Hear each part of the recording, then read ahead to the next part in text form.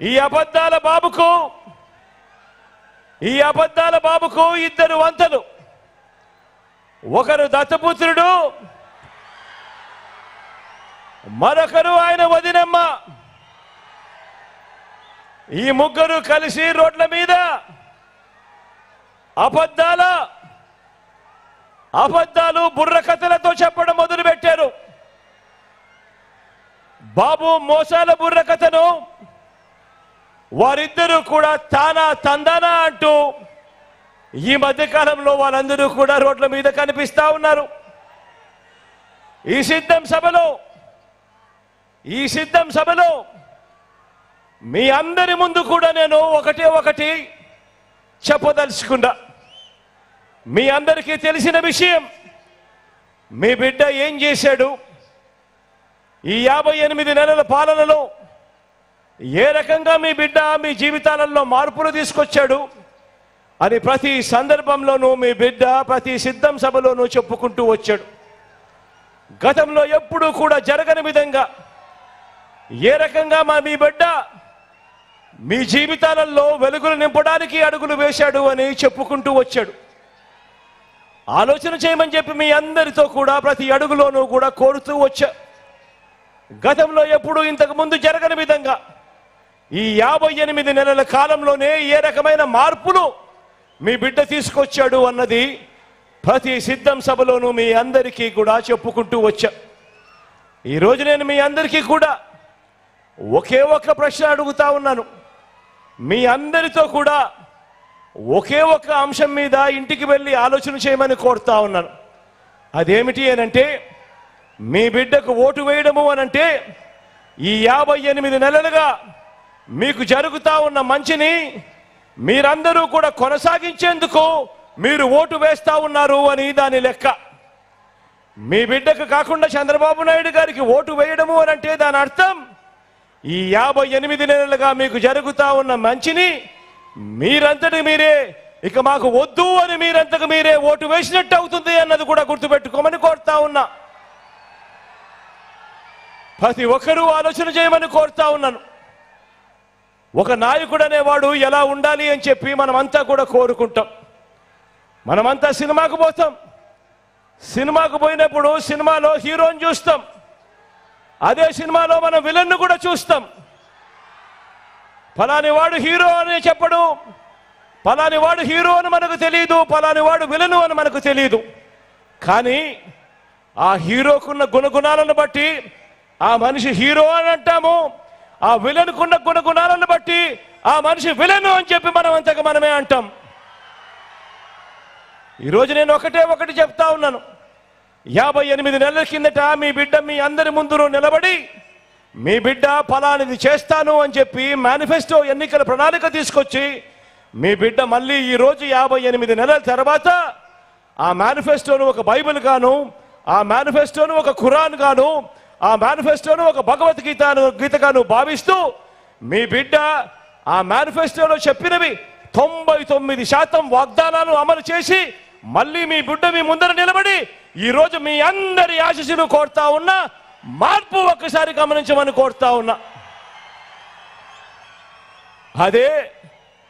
అదే ఈ కూటమిని ఒకసారి చూడమని అడుగుతా ఉన్నా. ఈ కూటమిని ఒకసారి చూడమని అడుగుతా ఉన్నాను. వారు చేసిన పనులను ఒకసారి గమనించమని చెప్పి కూడా కోరుతా ఉన్నాను. ఇదే కూటమి మీ అందరికీ గుర్తుందా? ఇదే కూటమి 2014లో ఒక్కసారి ఫ్లాష్ బ్యాక్ లేకపోదామా? ఇదే కూటమి గుర్తుందా? ఈ ఫోటోలు గుర్తున్నాయా? ఇదే చంద్రబాబు, ఇదే దత్తపుత్రుడు, ఇదే ఢిల్లీ నుంచి వాళ్ళు తెచ్చుకున్న మోడీ గారు. 2014లో ఇదే మేనిఫెస్టో అని చెప్పి రంగురంగుల కాగితాలతో రంగురంగుల ఆశలతో ప్రజల జీవితాలతో చెలగాటాలాడుతూ వీళ్ళు ఇదే మేనిఫెస్టోలోని ముఖ్యమైన అంశాలు అని చెబుతూ ఇదే చంద్రబాబు నాయుడు గారు సంతకం పెట్టి ఇదే మోడీ గారి ఫోటోతోనూ ఇదే దత్తపుత్రుడి గారి ఫోటోతోనూ ప్రతి ఇంటికి ఇదే పాంఫ్లెట్ పంపించాడు. పంపించి ఈ పాంఫ్లెట్లో ముఖ్యమైన అంశాలు ఎక్కడ మీరు మర్చిపోతారేమో అని ఈ పెద్ద మనిషి చంద్రబాబు నాయుడు గారు అప్పట్లో టీవీలలో పేపర్లలో ఊదరగొట్టారు అడ్వర్టైజ్మెంట్లతో. ఇదే ఈనాడులోనూ ఇదే ఆంధ్రజ్యోతిలోనూ ఇదే TV5లోనూ ఇదే వీళ్ళందరూ కూడా ఊదరగొడుతూ చెప్పిన మాటలు ఒక్కసారి గుర్తుకు తెచ్చుకుందామా?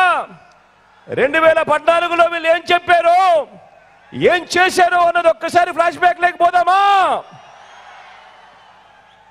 ఇదే చంద్రబాబు నాయుడు గారి సంతకంతో ఇదే వీళ్ళ ముగ్గురు ఫోటోలతో ముఖ్యమైన అంశాలు అని అంటూ ప్రతి ఇంటికి పంపించిన ఈ పాంఫ్లెట్లో వీళ్ళు చెప్పిన అంశాలు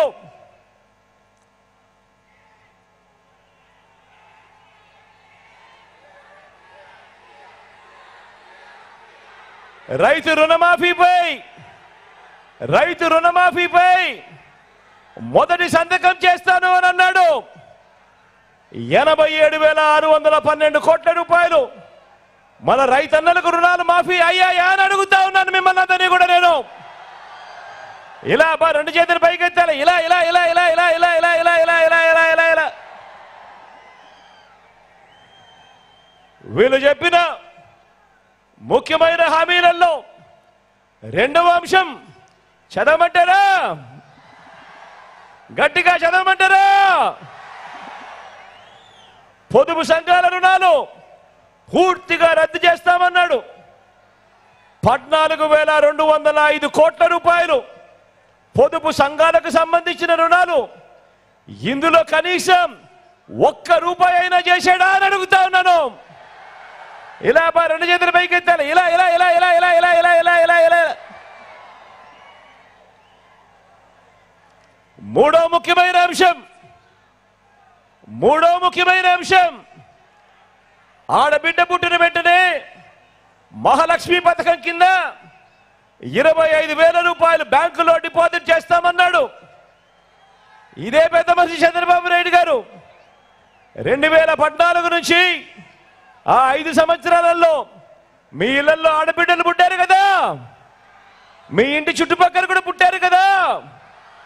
మరి అందులో ఏ ఒక్కరికైనా కూడా 25,000 కదా దేవుడెరుగు, కనీసం ₹1 అయినా కూడా డిపాజిట్ చేశాడా అని అడుగుతా ఉన్నాను.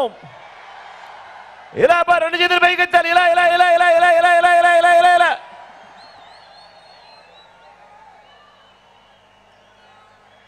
ఇంకా ముందుకు పోదామా?